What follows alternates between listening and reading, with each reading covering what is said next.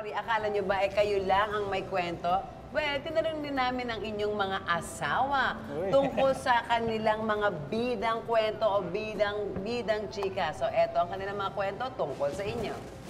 Hi Dad! Alam mo, sobrang proud talaga ako sa'yo bilang isang daddy dahil nakikita ko kung gaano mo kamahal yung mga boys natin.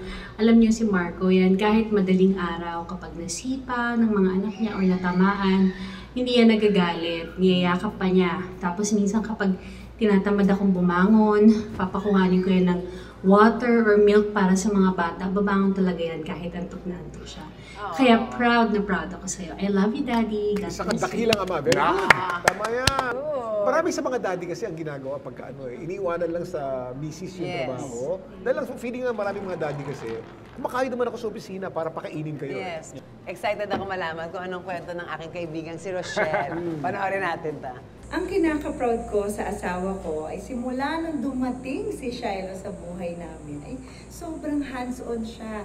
Kaya niya magpalit ng diapers, kaya niya mag-alaga ng isang buong araw, isang linggo, kahit habang buhay nang siya lang, wala ako. Kayang-kaya niya. Cute! Kaya dyan ako proud na proud sa kanya. I love you, babe. Ano naman ang reaction mo dun sa sinabi sa'yo na kahit magpalit ka rin ng diaper ng habang buhay, kaya mo raw? Naiyak kasi Art, oh. Nakakaiyak, no? Una, kinakabahan ako nung alis siya for lucky ng isang buwan kasi ako lang may iwan. After nun, kaya ko naman pala. Yes, ang cute. How do you feel na ganyan ang ginagawa mo para sa anak mo at sa misis mo? Actually, ano yung mas fulfilling? Hindi yung parang, oy, naiwan ako dito, hindi ako nagtitating, siya yung artista. Pero nag-enjoy ako sa ginagawa ko. So aside from that, so paano nyo kinukuha ang mga maliliit na tampuhan? Paano nyo parang hindi na siya lumaki? Di ba? For sure sa mga magkarelasyon kasama Normal. yan, di ba? Normal. Parang yung kapraso lang, pero alam mo, pag hindi mo to inagapan, lalaki. How do you do that? Kung mga maliit na bagay, minsan ako na lang yung lalayo. Minsan siya, giveaway kami.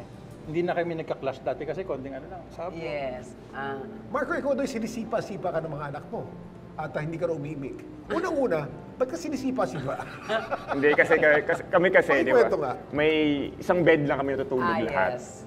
So malaki yung bed, pero gusto ng mga bata na nakasiksik talaga sila sa inyo ng mga parents. At the same time, yung bata pag natulog, paikot-ikot, di ba? Yes, So kung saan ka natamaan, ganun. Pero at the same time rin, gusto ko rin sabihin, si Lara din, grabe rin siya is masipa ng mga kids. Kasi lalo na ako, 3 boys, mas grabe sumiksik talaga sa At saka kanya. mas grabe sumipa ang batang lalaki. Kasi Grabe.